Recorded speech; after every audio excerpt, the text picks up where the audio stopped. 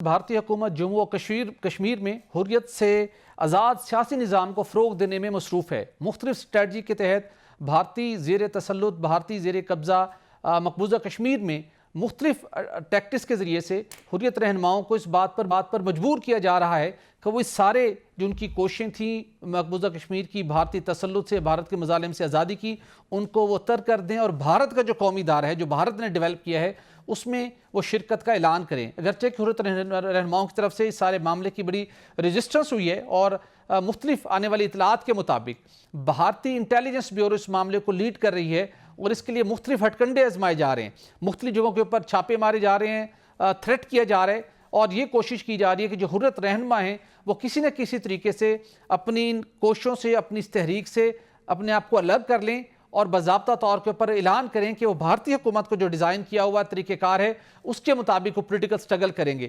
تو خالد صاحب میں آپ سے جاننا چاہوں گا یہ جو کوششیں ہو رہی ہیں مقبوضہ کشمیر کے اندر کہ جو حریت رہنما ہیں وہ اس سارے اپنے سفر کو ترک کر دیں، اور اطلاعات کے مطابق 36 رہنماؤں کے گھروں پر چھاپے مارے گئے ہیں اور 6 حریت رہنماؤں نے علیحدگی کا اعلان کیا ہے۔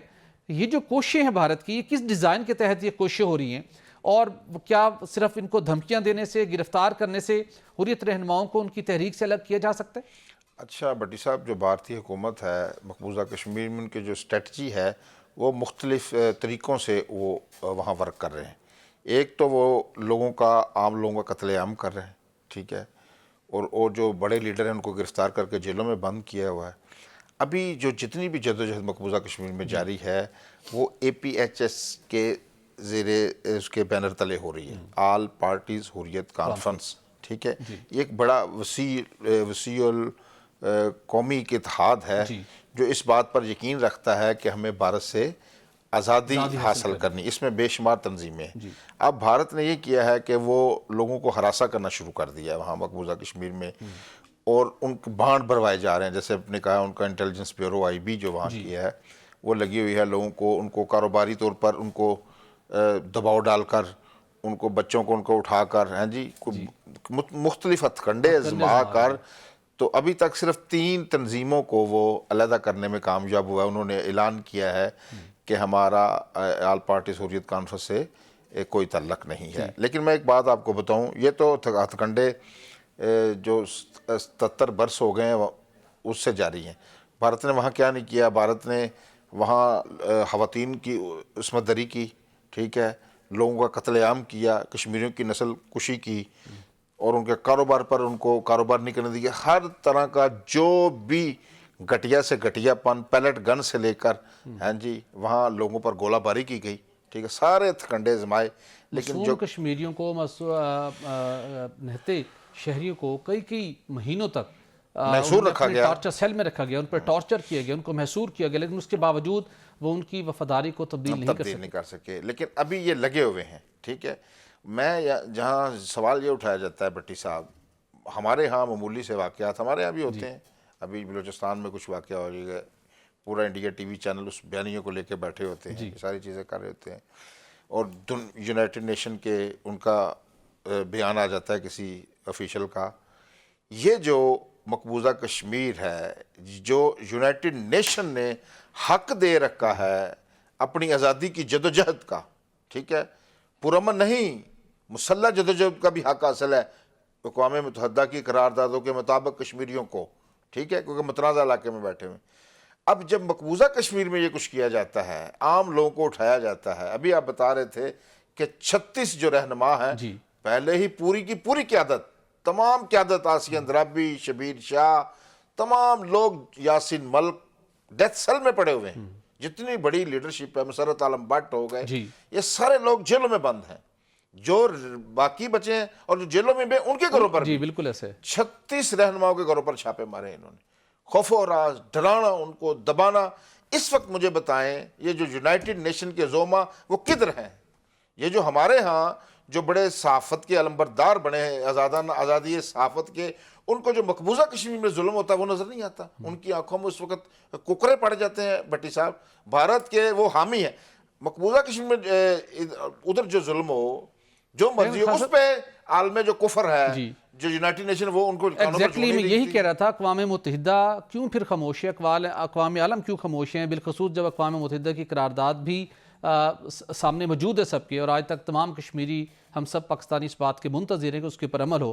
یہ جو طریقہ کار، یہ جو اسٹریٹجی اڈاپٹ کی جا رہی ہے، تو پوری اب جغرافی کو تبدیل کر رہے ہیں، پوری پولیٹیکل ان کی جو سٹرگل ہے، ان کی پوری جو آزادی کی جو تحریک ہے، اس کو آپ مختلف ہتھ کنڈوں سے توڑنے کی کوشش کر رہے ہیں، اور اقوام عالم اس کے اوپر خاموش ہے۔ یہ سب سے بڑا افسوسناک اور المیہ ہے یہ کہ یہ دوہرا معیار ہے۔ قرآن نے کہا تھا بھٹی صاحب کو، ایک حزب اللہ ہے، ایک حزب الشیطان ہے، کچھ شیطان کے حامی ہیں، کچھ اللہ کے دوست ہیں، ٹھیک ہے نا۔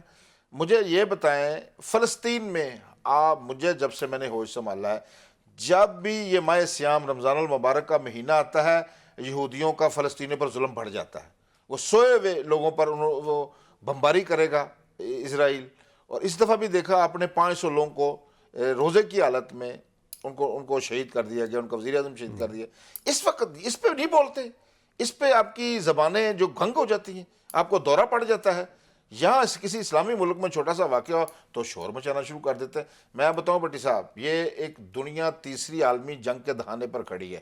اگر یہ دوہرے معیار ختم نہ کیے گئے، بالکل ٹھیک، یقیناً اس کا رد عمل ہوگا۔ میں آپ کو بتاؤں، پھر ایک ہی پیمانہ رکھنا ہے نا بھٹی صاحب، آپ نے یہ تو نہیں ہے نا، ڈیموکریسی کی بڑی بات کی جاتی ہے ہمارے یہاں۔ خاصا پھر ان حالات میں تو کشمیریوں کو یہ پورا حق حاصل ہے کہ ان مظالم کے خلاف، اس جبری فیصلوں کے خلاف وہ آواز اٹھائیں۔ آواز نہیں اٹھائیں، صرف آواز نہیں، وہ پھر ہتھیار بھی اٹھا سکتے ہیں، اور ان کو عالمی قوانین اس بات کی اجازت دیتے ہیں۔ یہ یونائٹڈ نیشن کی قراردادیں مسلح جدوجہد کی ان کو حق دیتی ہیں، ان کو نکلنا چاہیے۔ اس وقت یہ جو ظلم ہے یہ بڑھتا رہے گا۔ دیکھیں ہمارا بھی کام ہے، وہ ہم بھی کہتے ہیں ان کی سفارتی اخلاقی، ہم بھی ان کی حمایت کریں، لیکن اصل جنگ جو وہاں کے مقامی لوگوں نے لڑنی ہے، بالکل ایسا وہ آہستہ آہستہ اپنا جو پنجہ استبداد ہے اس کی گرفت مضبوط کرتا جا رہا ہے بھارت۔ لیکن وہاں کو میں آپ بھی بتاؤں، آج بھی مقبوضہ کشمیر کے لوگ 78 برس ہو چکے ہیں، ان کو قربانیاں دیتے ہوئے تھکے نہیں ہیں۔ ان کے جو مقدس خون ہے، وہ جو اپنا انہوں نے بہایا ہے اس آزادی کی تحریک میں، وہ بھی رنگ لائے گا انشاءاللہ تعالی۔ لیکن اب وقت آ گیا ہے، ہمارے جو پالیسی ساز ادارے ہیں اور جو مقبوضہ کشمیر کے عوام ہیں، آزاد کشمیر کے لوگ ہیں، ان کو یہ سمجھ لینا چاہیے کہ بھارت کا آزادی تو درکنار، ان کو انسانی حقوق، جمہوری حقوق دینے کا بھی کوئی ارادہ نہیں ہے کشمیریوں کو۔ وہ آئے روز ان کے حقوق غصب کرتا جا رہا ہے۔ اس پر ایک میں سمجھتا ہوں جو ہمارے قومی سلامتی کے ادارے ہیں، ایک منظم کشمیر پالیسی کی اشد ضرورت ہے۔ میں آپ کو بتاؤں، بالکل ٹھیک، ایک طرف بھارت ہے، اقدام پہ اقدام کیا جا رہا ہے، اور ہم ہر کام کی مذمت تک محدود ہو گئے ہیں۔ ان کی جب تک مرمت نہیں کی جائے گی بھٹی صاحب، مسئلہ کا حل نہیں ہوگا۔ بالکل ٹھیک، مسئلے کا اس وقت حل نہیں ہوگا تاہم وفاقی حکومت کو، آزاد کشمیر کی گورنمنٹ کو اس حوالے سے کوئی عمل تشکیل اشد ضرورت ہے۔